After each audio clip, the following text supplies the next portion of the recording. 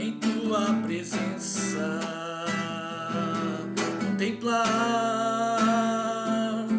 tua grandeza.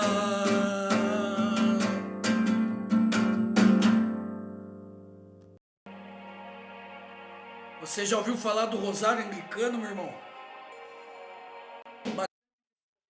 Para mim. E eu que sou amigo espiritual de Santa Teresinha do Menino Jesus, encontrei um meio muito simples de viver a minha oração. Sempre gostei, né, de oração contemplativa, né? Sempre gostei, como vocês estão tendo aí no fundo, né? Um fundo de música. Eu sempre gostei dessas coisas. Então esse aqui é o rosário anglicano. Muito simples da gente rezar.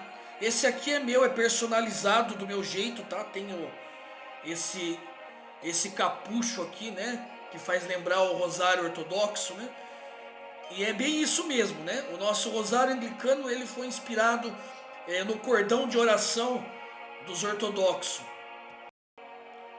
Então geralmente ele tem uma cruz, né? No começo dele, a minha é bem pequenininha, né? Está aqui na medalha de São Bento, né? A cruz bem discreta. Quem me conhece sabe que eu gosto de coisa bem discreta, né? Então aqui está a cruz, geralmente ele começa com a cruz. Ele tem essa conta primeira aqui, uma primeira conta que a gente chama de conta invitatória, né? Que é aquela conta que começa, né, todo o ciclo, né? E depois nós temos outras 4 contas, né, pequenas, que vai dividindo aquilo que no rosário católico a gente chamaria de mistério, né? Mas aqui no rosário anglicano nós chamamos de semanas. Então essas contas são contas convidativas, né? É como se fosse uma antífona. O que é uma antífona?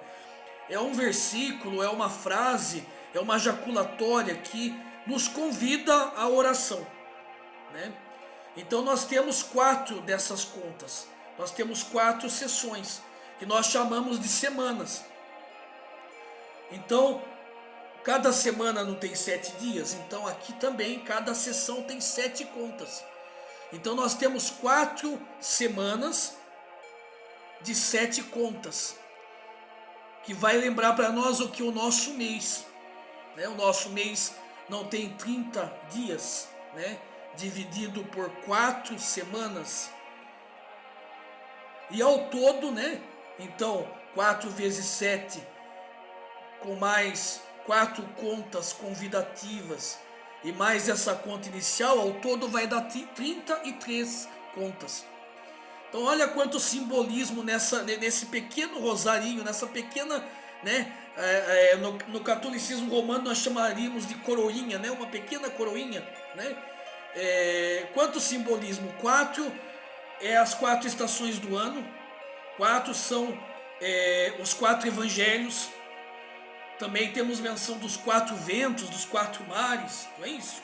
Lá na antiguidade. Então o número 4 ele simboliza o tempo, né? Simboliza o tempo, o espaço, né? Lembrando que nós temos 3 dimensões e agora nós já descobrimos uma 4ª dimensão, né? A primeira dimensão é tempo, espaço e matéria, né? E a 4ª dimensão, a dimensão espiritual. Não, 4 dimensões aqui, né? E nós temos aqui o número 7, que foram os dias que o Criador levou para criar o céu e a terra, e no 7º dia ele descansou. Simboliza a perfeição de Deus, o número 7, porque são 7 cores do arco-íris, são 7 dias da semana, como já falamos, são 7 cores do arco-íris, né? O número 7 ele simboliza na escritura uma plenitude e uma infinitude e uma completude. Completou-se, o número 7 completou-se, né? Fez 2 ciclos de 3 e iniciou mais um, né? 3 com 3, 6 mais 1, 7. São 2 ciclos, né? De 3 mais 1. iniciando um terceiro ciclo, né? Então simboliza toda essa questão da perfeição. E lógico, 33 contas ao todo. 33 contas ao todo, que simbolizam que os 33 anos de vida de Jesus sobre a terra, no tempo que ele viveu na encarnação, o tempo que ele viveu entre nós aqui. Então é muito simples de rezar isso aqui, né? Esse meu aqui, ele traz esse capucho aqui que vem do cordão de oração ortodoxo, né? Também tem um simbolismo também, né? Simboliza a consolação, esse capucho, né? Então, quem tem cordão de oração, quem já viu o rosário bizantino, o terço bizantino, né? Todos eles vão ter esse capucho aqui. Por que ele simboliza a consolação do Espírito Santo? Porque você iniciou o ciclo no seu rosário e quando você chegou no final, né, você recebe a consolação. Porque acreditava-se que o monge, né, então ele tinha recebido a compunção interior, ele teria chorado os seus pecados, ele teria chorado por causa da presença de Deus, então ele teria o que? Algo para ele secar as suas lágrimas, né? Que na verdade é um nó, né? Que pega todo aquele cordão, todas aquelas cordas do cordão de oração, e aquele nó ele separa o resultado final de tudo aquilo, o resultado de todo aquele vida de oração que o monge leva, né? É a consolação do Espírito Santo na sua vida. E como que a gente reza o rosário anglicano, né? De uma maneira muito simples, né? A gente na cruz, né? A gente pode fazer o sinal da cruz. Nessa primeira conta, que é a conta invitatória, a gente pode rezar um Pai Nosso, a gente pode rezar o Credo, a gente pode fazer também como o rosário, né, da Virgem Maria, que todos conhecem. A gente pode rezar nas contas grandes Pai Nosso, nas 7 pequenas 7 Ave Marias, sem problema nenhum. Mas a proposta do rosário anglicano é nos levar a uma contemplação mais simples, mais humilde, né? Aquilo que Jesus falava, uma só coisa te basta, falava para Marta, né? O centurião que pediu para Jesus ir curar o seu servo, ele dizia assim: dizei uma palavra, uma só palavra, e o meu servo será curado, né? Então a gente vai aprendendo com a Escritura e com os mestres de oração, sobretudo, né? Os carmelitas, a Teresinha do Menino Jesus, que falava das pequenas coisas, né? Pra gente que está procurando pequenez, está procurando coisas mais simples, né?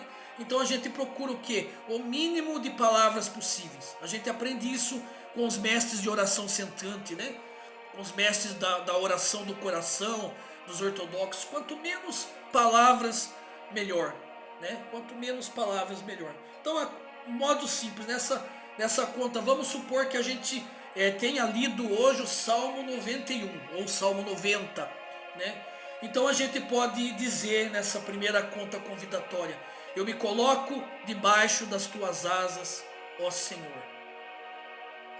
E a gente pode, nas contas menores, né? E a gente reza um Pai Nosso aqui, por exemplo, né?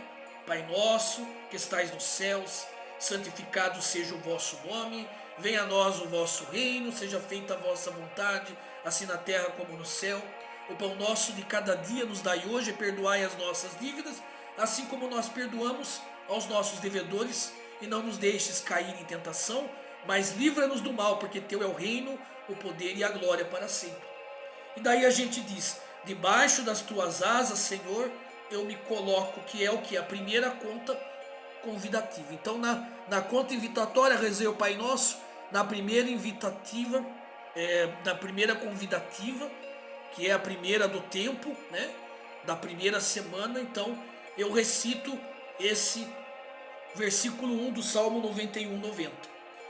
E daí eu posso, se eu quiser, né, rezar a oração do coração, né, dos ortodoxos: Senhor Jesus Cristo, Filho do Deus vivo, tem de piedade de mim que sou pecador. E aí eu vou por 7 vezes: Senhor Jesus Cristo, Filho do Deus vivo, tem de piedade de mim que sou pecador.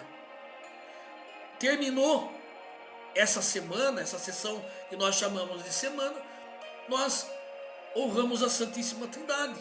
Glória ao Pai, ao Filho e ao Espírito Santo, como era no princípio, é agora e será sempre, pelos séculos dos séculos. Amém. E aí eu vou começar de novo, com toda a tranquilidade do meu coração, a segunda sessão, segunda semana, né? Novamente na conta convidativa, eu vou dizer, né? Debaixo das tuas asas eu me coloco, Senhor.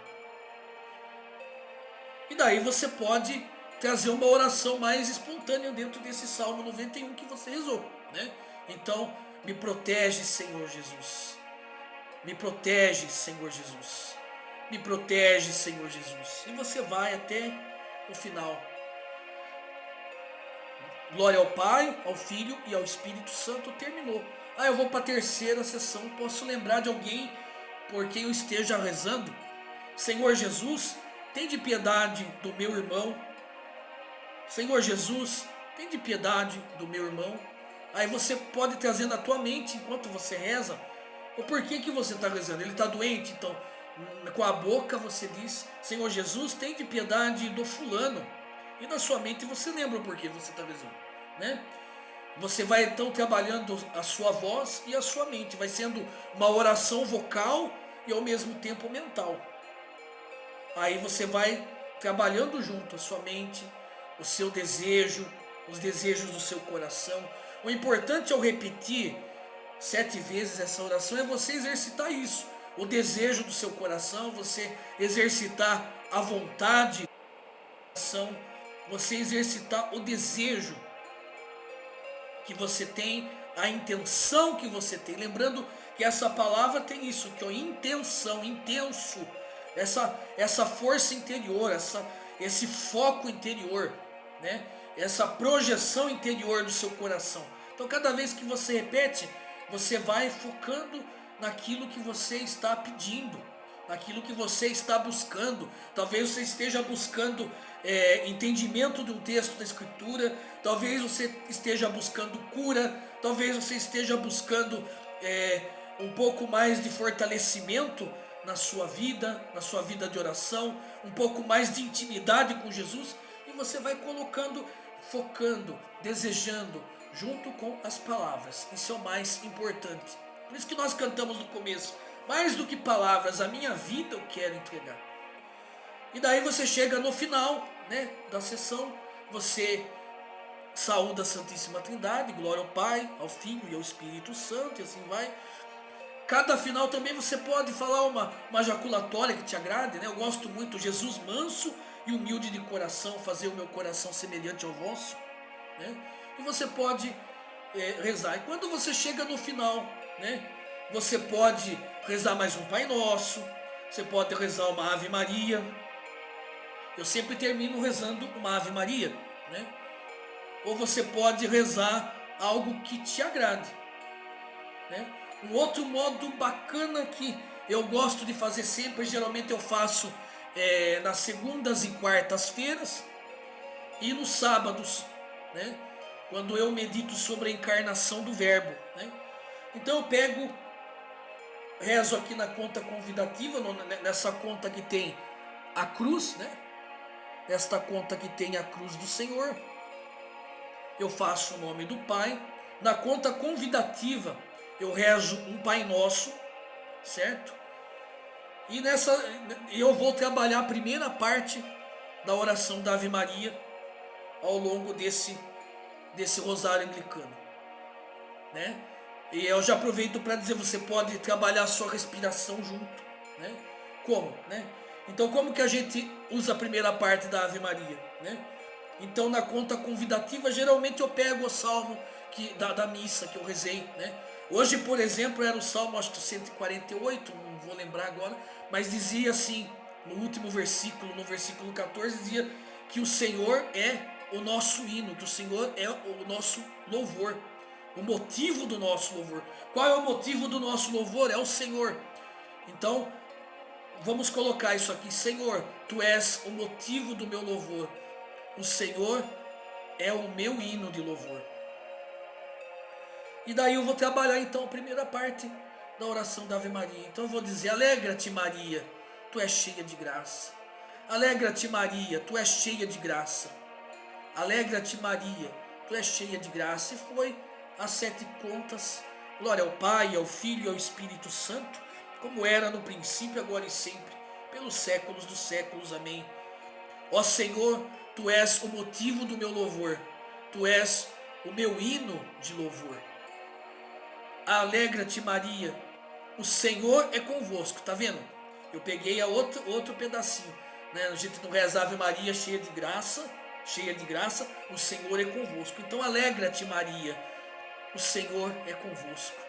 E nisso, claro, a minha mente está meditando na encarnação do Senhor. A minha cabeça, ela está pensando que o verbo de Deus se fez carne, que Jesus era Deus feito carne, que Jesus, ele está encarnado no ventre de Maria. Então por isso eu digo, alegra-te, Maria, o Senhor é convosco, o verbo está dentro de você. Claro que eu também posso pensar que assim como Maria carregou no ventre, eu também sou chamado a gestar no espírito, a gestar na alma o verbo de Deus. Então eu vou pensando, lembrando na minha mente, no meu coração, alegra-te, Maria, o Senhor é convosco, que ele seja comigo também, né? Eu vou dizendo assim, alegra-te, Maria, o Senhor é convosco. Eu posso até acrescentar, e seja comigo também. Alegra-te, Maria, o Senhor é convosco, e seja comigo também. Colocando toda a intenção do meu coração, colocando todo o afeto do meu coração, todo o desejo do meu coração por ter a presença pessoal de Jesus dentro da minha vida também. Claro que nunca vai ser como Maria teve, porque Maria gestou no físico, mas nós somos chamados a gestar no espírito. E daí eu terminei a sessão, glória ao Pai, ao Filho e ao Espírito Santo, como era no princípio, agora e sempre. Amém. Aí eu vou dizer de novo as palavras do Salmo. Ó Senhor, tu és o motivo do meu louvor, tu és o hino de louvor para mim. E aí eu vou dizer o restante da Ave Maria. Alegra-te, Maria. A gente não reza cheia de graça, o Senhor é convosco, e vem, bendita és tu entre as mulheres, e bendito é o fruto do teu ventre, Jesus. Está vendo? Bendita és tu entre as mulheres. Alegra-te, Maria, bendita és tu entre as mulheres. E ela vai dar, a primeira parte da Ave Maria vai dar certinho para rezar as 4 partes. Porque daí a gente vai terminar aqui. Alegra-te na última semana, na última sessão. Alegra-te, Maria, bendito é o fruto do teu ventre, Jesus. Alegra-te, Maria, bendito é o fruto do teu ventre, Jesus. Então a primeira parte da Ave Maria dá pra gente trabalhar ela inteirinha no Rosário Anglicano. Daí a gente termina a última sessão com glória ao Pai. E eu costumo rezar o credo, né, antes de terminar. Tem gente que reza no começo, tem gente que reza no final, né? Isso vai da pessoa, né? Vai daquilo que é o seu coração. Não existe uma regra, né? Tem que ser essa oração aqui no Rosário Anglicano. Não, ele é um instrumento de meditação para você. Uma outra coisa que eu gosto de fazer muito, né? Você já observou nessa breve explicação, é pegar os versículos de Salmos, né? Por exemplo, Salmo 136. Celebrai ao Senhor porque Ele é bom, porque eterna é a sua misericórdia.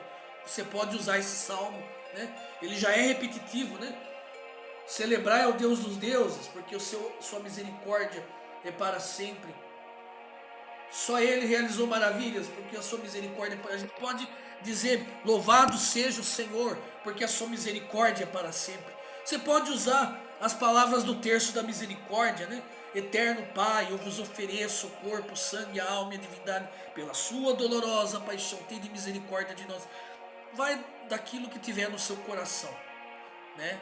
Vai o jeito que a sua criatividade, o Espírito Santo vai suscitar criatividade em você. Mas ele é um instrumento de meditação, de contemplação. Mas o Senhor está falando aí de rezar terço, de rezar contas, né? E aqui eu gostaria de trazer um esclarecimento, uma breve catequese sobre isso, porque muitas pessoas, né, vão dizer que Jesus ele foi contra esse negócio de repetir as palavras, né? Ele vai dizer lá em Mateus capítulo 6, versículo 7 e versículo 8, que quando nós formos fazer a nossa oração, nós não devemos usar de vãs repetições. né?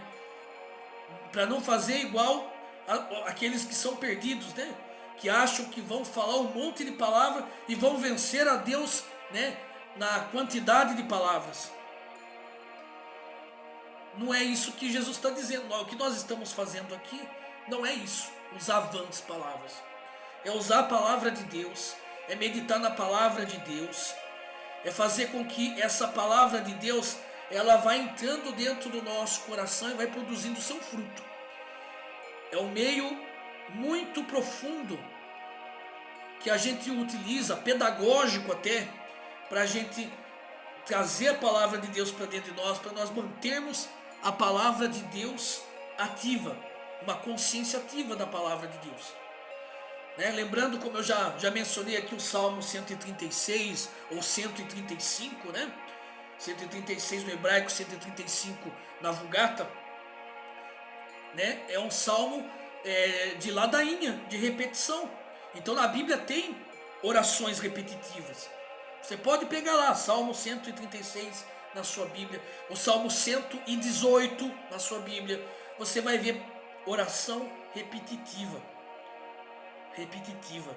Né? Jesus repetiu por 3 vezes no Getsemane: Pai, se é possível, afasta-te de mim esse cálice. No entanto, não se faça a minha vontade, mas a tua vontade. Por 3 vezes. Jesus repetiu uma oração. Ele nos ensinou oração decoradas também, sim, Pai Nosso.